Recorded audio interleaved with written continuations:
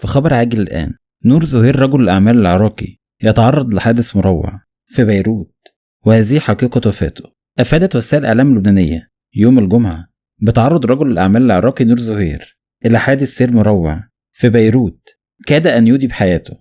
وبحسب المعلومات الأولية فإن نور زهير نقل على إثر الحادث للمستشفى، حيث تلقى الإسعافات الأولية، وأظهرت الفحوصات تعرضه إلى إصابة بالغة في العمود الفقري والعنق والقفص الصدري، بالإضافة لردود عدة في الجسم والرأس والرجلين. وكان من المقرر أن يحضر نور زهير، وهو المتهم الأول بسرقة الأمانات الضريبية في العراق، أو ما تعرف إعلاميا بسرقة القرن، إلى المحكمة الجنائية المركزية في بغداد لمحاكمته يوم 27 في الشهر الجاري. وكان نور زهير ظهر مؤخرا في مقابلة تلفزيونية وهو يدافع عن نفسه ويطالب بأن تكون المحاكمة علنية، وهدد بكشف أسماء وتفاصيل خطيرة بقضايا فساد.